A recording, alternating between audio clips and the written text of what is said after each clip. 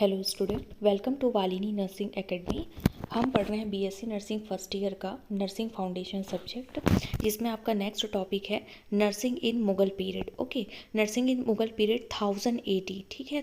आपका 1000 anno domini मतलब after Christ, ठीक है। दैट मीन्स आपका ईसा पूर्व मतलब ईसा मसीह के जन्म के बाद का पीरियड, ठीक है। AD that means anno domini. मैंने प्रीवियस क्लास में आपको बताया है इसके बारे में। मेरे चैनल को लाइक एंड सब्सक्राइब कर लीजिए।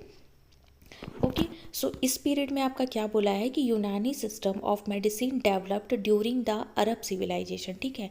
यूनानी सिस्टम में, ठीक है, जब मेडिसिन डेवलप किया गया किस टाइम में?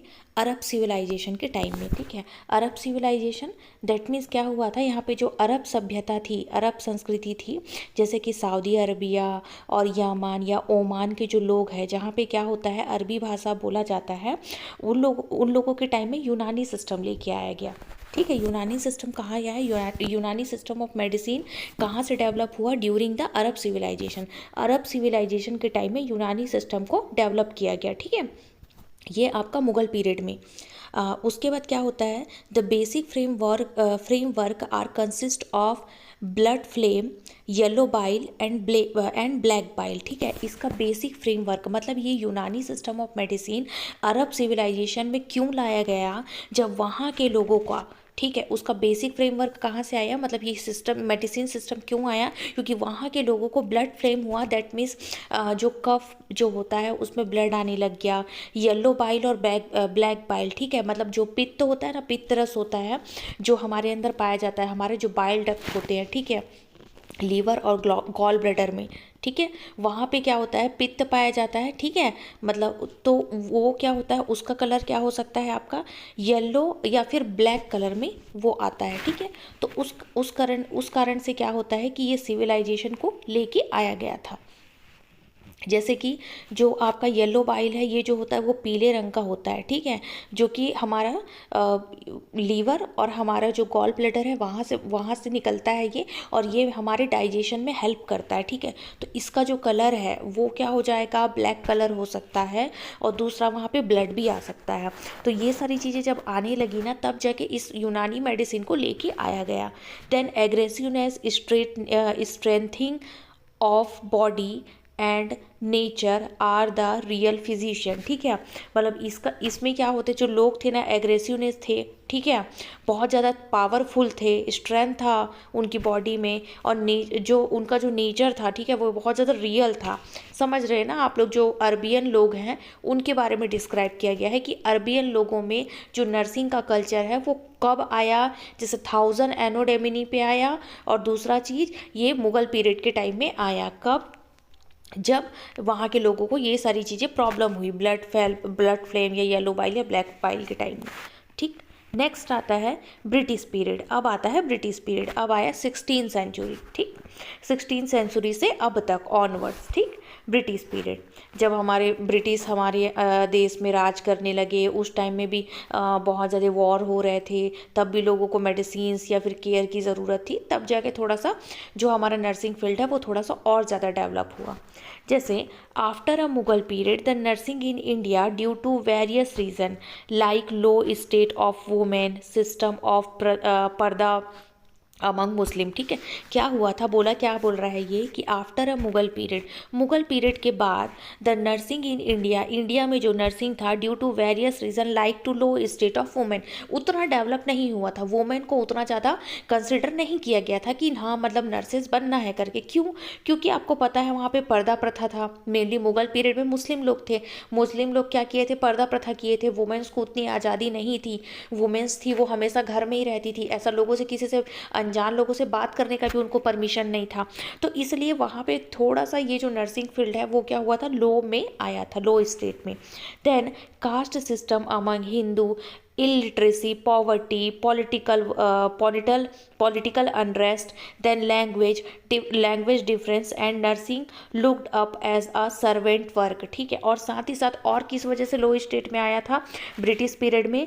कास्ट सिस्टम, पता है जातिवाद चल रहा था कि जो नीचे धर्म के जो नीचे जाति के लोग हैं, उनको उनसे बात नहीं करना है, उनको छूना नहीं है, वो इस एरिया पे नहीं आ सकते हैं। इस टाइप का बहुत सारा चीज़ कास्ट सिस्टम जो डिवाइड कर दिए थे।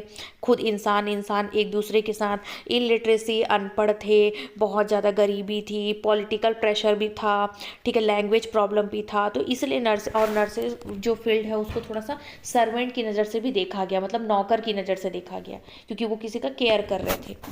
फिर आता है आपका ड्यूरिंग दी 16th सेंचुरी के टाइम में nursing develop in India taken 3 dimension, ठीक है। 16th सेंचुरी के टाइम में क्या हुआ था, नर्सिंग जो हमारे इंडिया में डेवलप हुआ, ठीक है, उसी के समय, ठीक है, ये सारी चीज़ें तो लो स्टेट में गई, फिर उसी टाइम में जब डेवलप हुआ तो 3 डायमेंशन में, पहला military nursing, second one is a civilian nursing, third one is a missionaries nursing, ठीक है। अब ये 3 कंडीशन में डेवलप हुआ। अब आता है सबसे पहला history of military nursing in India, ठीक है। क्योंकि समझ रहे हैं ब्रिटिश का राज चल रहा था, फिर वर्ल्ड वॉर वगैरह भी हो रहा था, तो पहले वो लो स्टेट में गया, फिर लो स्टेट से धीरे धीरे उसका जो ग्रेड है वो अप होता गया, ठीक। तो अब आता है आपका history of military nursing. Military nursing में क्या होता है, born during the first world war but develop very slowly, ठीक है। मिलिट्री नर्सिंग के टाइम में नर्सिंग फील्ड थोड़ा सा डेवलप तो हुआ, ठीक है, बट प्रोग्रेसिव मोड उसका स्लो था, ठीक है, develop very slowly. British officer inform need to nurses to take the British officially and soldier in India, ठीक है। जो मैं तो आपको पहले ही बताई 16th सेंचुरी ब्रिटिश लोगों का राज चल रहा था, ठीक है। अब उसी समय जो ब्रिटिश ऑफिसर थे ना, जब यहाँ पे वर्ल्ड वॉर हो रहा था, तो उसी समय उन्होंने जो नर्सेस के नीड है करके इन्फॉर्म किए, ठीक है, वहाँ इंडियन सोल्जर को भी और ब्रिटिश ऑफिशियल में भी, ठीक है, मतलब वहाँ के जो ऑफिस वगैरह है वहाँ पे भी इन्फॉर्म की कि नर्सेस की नीड है, नर्सेस को बुलाया जाए, ठीक। फिर on 1888 February 21st to fully qualified certified nurses from Florence Nightingale arrived to Mumbai to lead nursing in India, ठीक। उसके बाद क्या हुआ, 21 फरवरी 1888 में जो फुल्ली क्वालिफाइड सर्टिफाइड नर्सेस है, जो कहाँ से की है, फ्लोरेंस नाइटिंगेल के पास से किए हैं, वो पहुँचे मुंबई में टू लीड द नर्सिंग के फील्ड को चलाने के लिए हमारे इंडिया में, ठीक है।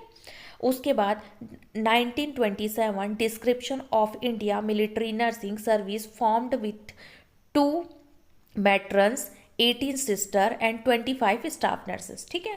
अब 1927 में जब description of India military nursing, जो लोग वहाँ मिलिट्रियंस होते हैं, ठीक है, ऑफिसर्स होते हैं, आर्मी ऑफिसर्स जो हमारे होते हैं, जो लड़ रहे हैं, उनके लिए ये नर्सिंग सर्विस को प्रोवाइड किया गया। वहाँ पे उस नर्सिंग सर्विस के लिए 12 मैट्रन रखे गए, ठीक है, 18 सिस्टर्स रखे गए और 25 आपके स्टाफ नर्स रखे गए, ठीक है।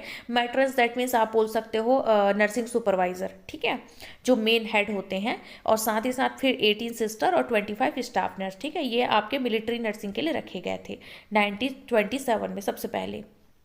फिर they are responsible for supervision, instruction and training of nursing service for entire Indian hospital corps, ठीक है। मतलब क्या बोला था, इन्हीं लोग रिस्पॉन्सिबल होते हैं जो सब चीज़ों का सुपरविजन कर रहे हैं, देख रेख करने के लिए, instruction, training of nursing service of entire Indian hospital, ठीक है। इन्हीं लोगों ने नर्सिंग के जो फील्ड है उसको डेवलप किया या फिर बढ़ावा दिया, ओके।